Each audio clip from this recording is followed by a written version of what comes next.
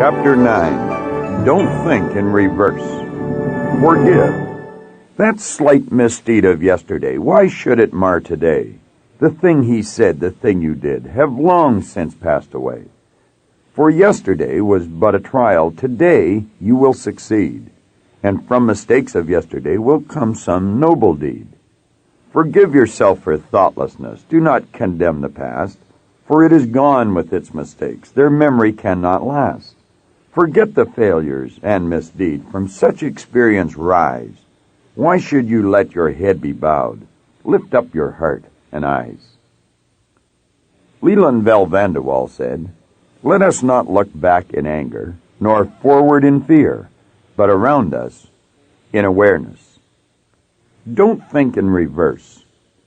You will never obtain any substantial measure of material wealth if you insist upon living your life as if you are looking back through the rearview mirror of your automobile. Nevertheless, this seems to be a very common error, which many people have turned into a pernicious habit. That is to say, many of us spend most of our present moments floundering mentally in the time zone of the dead and should-be-forgotten past. Let the dead bury the dead. Remember the old adage which says, "Let the dead bury the dead"? In other words, what you want to do is stop looking back in your life and worrying about things which have already occurred and which you can no longer alter. For pursuing that kind of mental activity will never lead to any worthwhile accomplishment in your life. You should understand, moreover, that all of the great achievers of the past have been visionary figures. They were men and women who projected into the future and did not belabor over things which had already passed. They thought of what could be rather than what already was, and then they moved themselves into action to bring these things into fruition. Think of the magnificent legacy which these forward-thinking individuals have left for us living today. Due to their formidable efforts, we are now able to enjoy breakfast in Paris, lunch in New York, and dinner in Toronto. We are now able to live our lives in brightness and light 24 hours a day if we so desire. We can hear the voice of a loved one on the other side of the ocean merely by pressing some buttons on a telephone. All of these miraculous possibilities and so much more are available to us simply because ordinary human beings like you and me have built extraordinary images on the screen of their minds of things which had never been before. The pioneering spirit of men and women of all faiths, creeds, and color have been put to great use. Those praiseworthy individuals were able to look into the future to see what could be rather than what already was. And then they ignored those who scoffed and said it couldn't be done. Also understand that all great achievers always expect to do great things. And then they turn around and do them.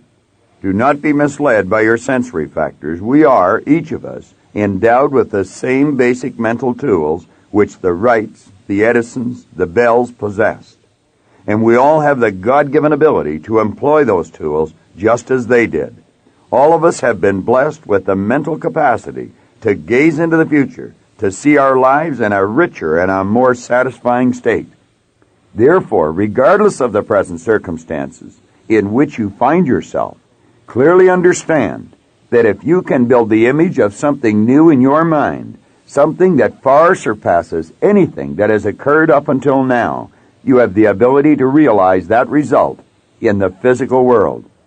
It could not be more clear that all of us have been born rich in the sense of having a magnificent God-given potential which we owe ourselves to nurture. Just how great is this human potential? Let's check with the experts. Dr. Alexander Rich, professor of biophysics at MIT, has estimated our central nervous system contains from 10 to 100 million cells, each one of which has a storage capacity equal to that of a large computer.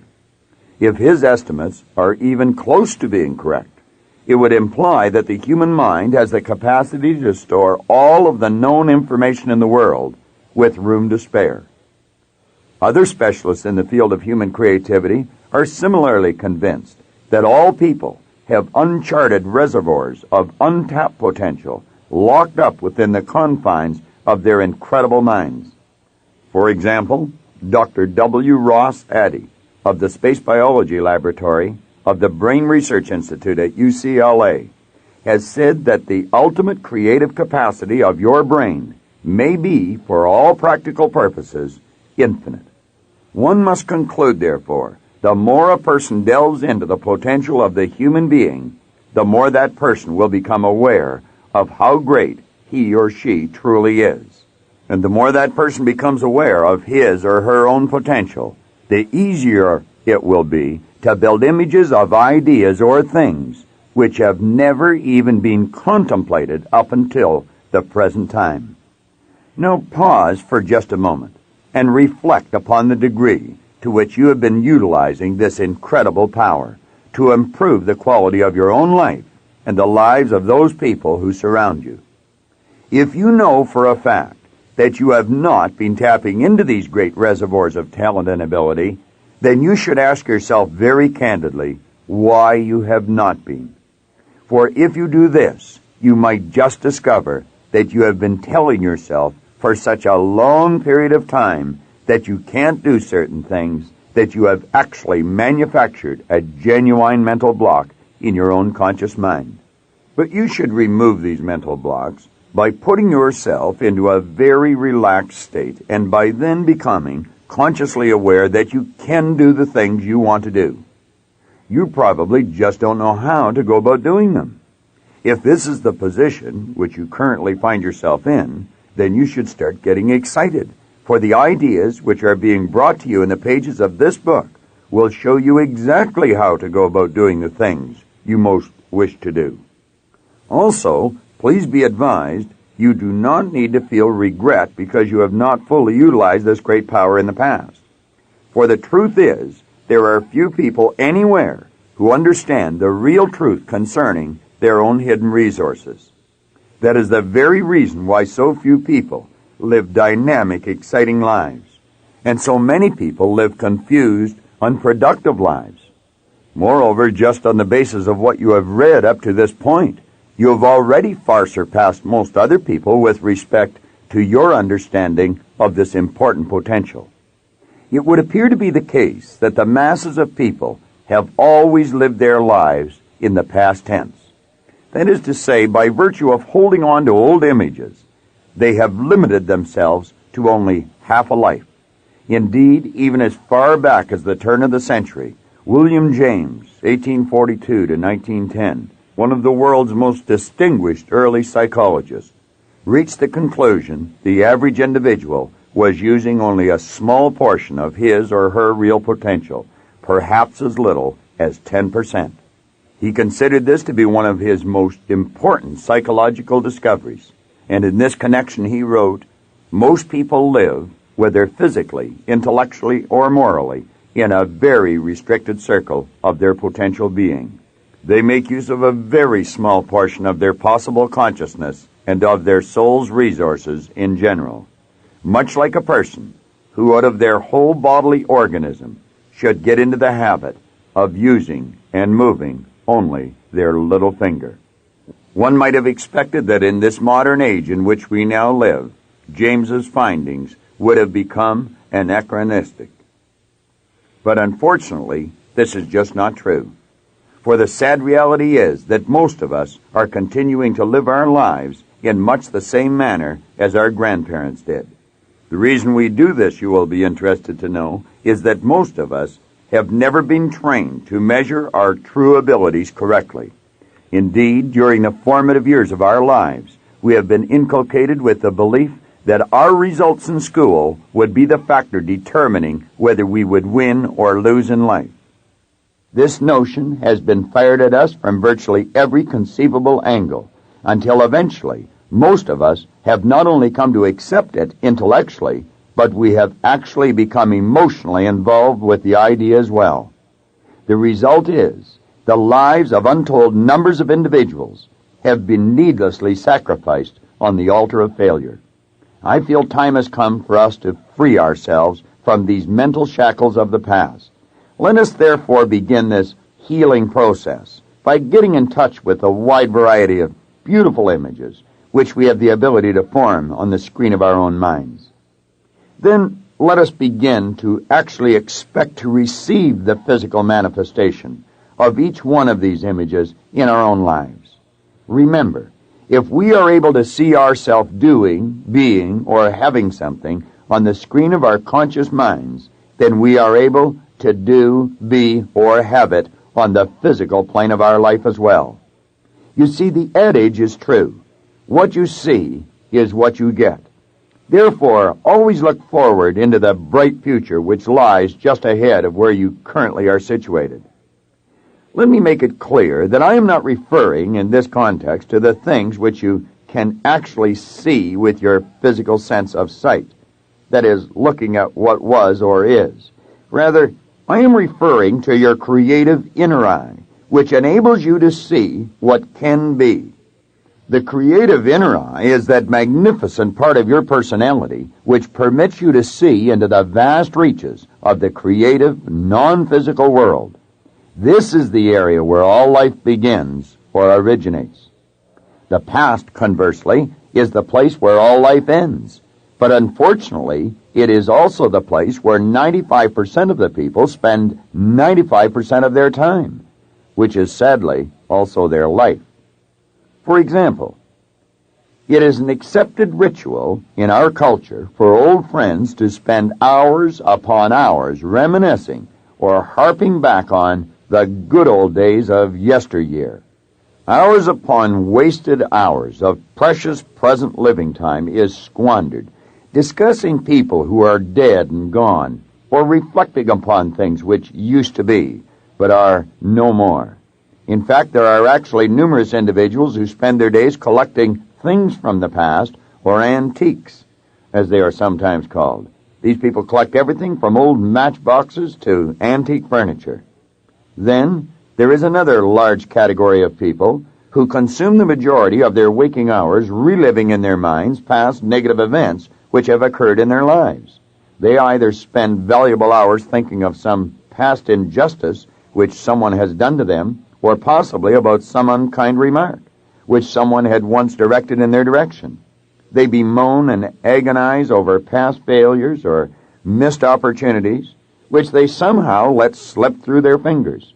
Unfortunately for them, these individuals maintain such a negative vibration that there is not even the most remote possibility of a positive thought entering their level of consciousness. Indeed, the only thing this type of thinking will ever create is resentment and or guilt, both deadly emotional states. But until these poor souls come to terms with the fact that it is they themselves who have been the authors of their own misfortune, and until they realize it is up to them to alter the course of their own lives, they are doomed to repeat their past failures over and over again. As long as they persist in believing that others are the cause of their problem, they cannot be successful, because, of course, you can never successfully change anyone but yourself. Therefore, to the extent that these people hold on to their false beliefs, they will continue to think in reverse. And it goes without saying that you cannot move ahead while your mind is traveling in the opposite direction. Take a good look at yourself. Could you be one of the individuals whom I have just portrayed? If you are, I would strongly suggest that you bring your mind to a screeching halt. Then reevaluate your present position and re-examine your future goal. Look straight ahead and fill your consciousness with great and grand thoughts of what you ultimately could do and what you eventually can be. Become acutely aware of the direction your mind is traveling, because ultimately, that is the way your life is going to unfold. Polaroid camera analogy. I have often likened the human mind and the material world to a Polaroid camera and a photograph. For once you have snapped a picture, the course for that photograph has been incontrovertibly set. There is a short gestation period which must elapse, but then the photograph must begin to appear, and it will do so exactly as it had originally been shot. To carry our analogy one step further, I would suggest that the shutter of the camera is quite like the conscious mind, in that it is responsible for snapping the picture. Similarly, the camera itself may be likened to the subconscious mind, because it is responsible for doing the work. Finally, the photograph is analogous to your results, as it merely shows the world the physical replica of the picture which you have already taken with your mind. Clearly, if you were to take a picture of the same object over and over again, you would do nothing more than reproduce the same photograph over and over again. Yet this is precisely the course which many people set for their own lives. Therefore, you must constantly be reminding yourself that if you persist in thinking in reverse, you will only reproduce the same results in your life over and over again. If you wish to change this pattern, on the other hand, you must look bravely into the bright future which lies ahead and see yourself already doing what you now only dream about doing someday. Patty's Cruise. Patty Moyer first came to our seminar with her parents when she was only 11 years old. By the age of 15, she was already speaking in the seminar and sharing with the audience the manner in which a concept in the seminar had moved her from failing miserably in French at school to honors grades, and in a relatively short period of time to boot. 5 years later, she was working with me in the seminar business. One day I noticed her attitude seemed to be slipping badly, and it appeared to me that she was not enjoying herself one iota. Note that those are the first telltale symptoms of an individual who is without a goal. So I asked her what it was she really wanted, and her immediate response was, "What do you mean by that?" I explained to her that since she wasn't working towards anything, she didn't have anything to look forward to, and this made life extremely difficult, to say the least. Then she said, "But I don't have any money, so I can't do anything." I reminded her, however, that it doesn't cost even 1 penny to want or to dream. A radiant smile suddenly came across Patty's face, and she told me that what she wanted more than anything else was to go on a South Sea cruise. I said to her that would probably be a lot of fun. I told her I had done it a number of times myself, and I described to her how beautiful it was. I also expressed my expectation that she would have a truly marvelous time. I pointed out, moreover, that she would retain the memories from that trip for the rest of her life, and she could then relive them over and over again whenever she desired it. At this juncture, I asked her what was holding her back. Again, the same response was forthcoming from Patty. "I don't have any money." This type of negative thinking had been crippling her by preventing her from undertaking something in her life which she felt was very important. But the real reason I bring this story up here is to illustrate that even though Patty was mature, had no ties, and had no real reason not to go on the trip, her own thinking was holding her back from doing so. Clearly, she was a young lady who was thinking in reverse.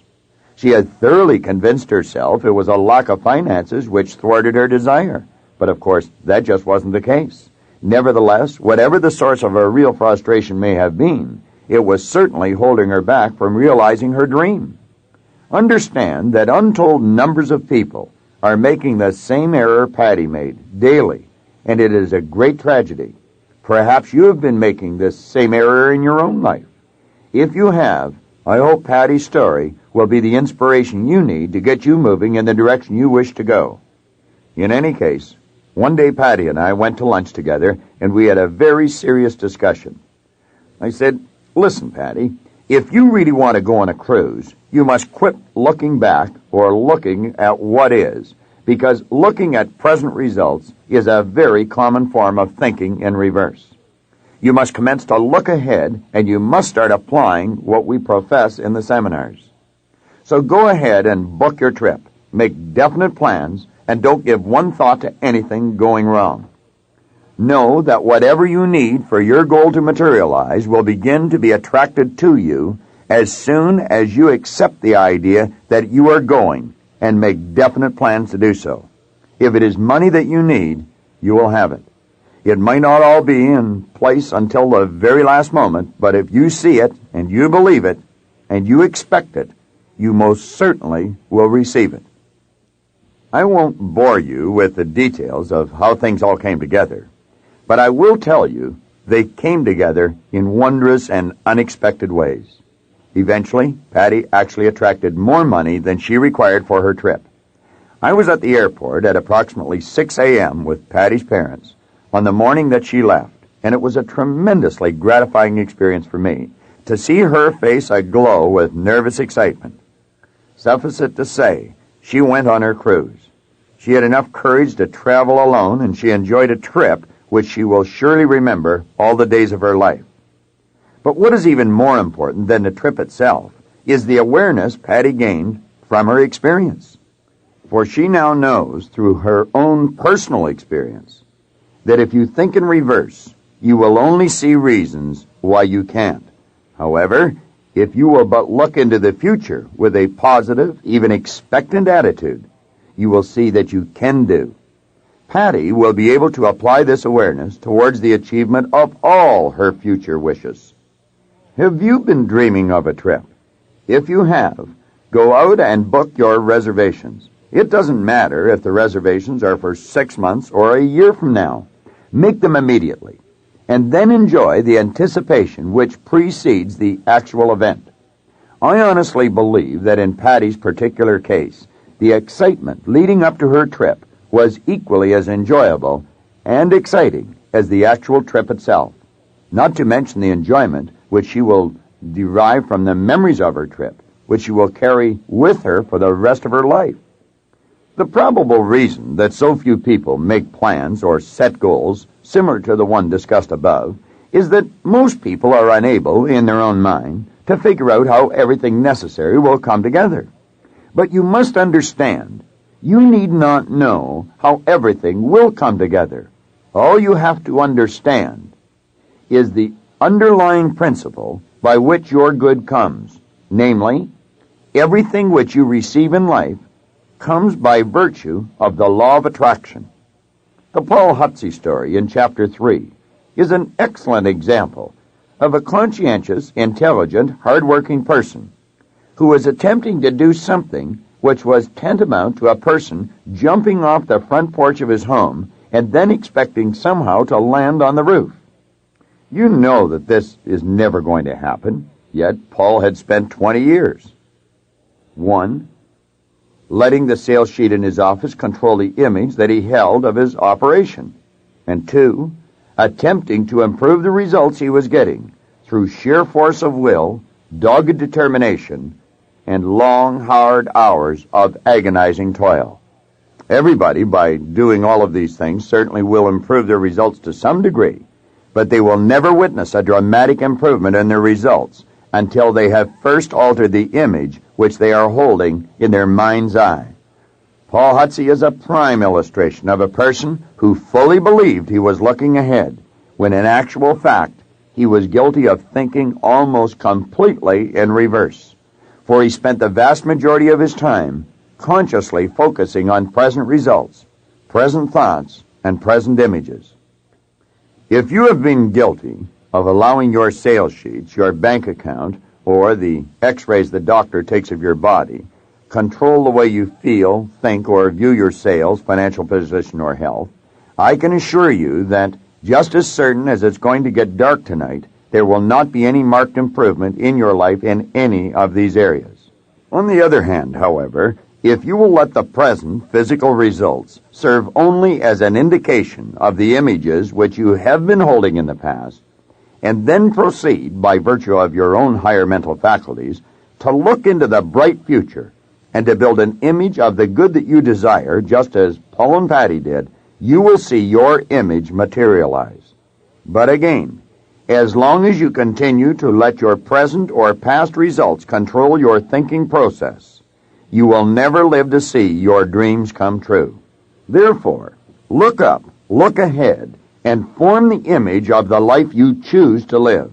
Then everything you touch or come in contact with will grow and expand and express itself in a greater and a greater way. Individuals who are thinking in reverse very rarely, if ever, originate ideas which lead them to providing meaningful service to others. The reason for this is that they are only able to see what someone else has already done. As a result of their limited mindset, the rewards which they will ultimately receive in life are destined to be equally limited.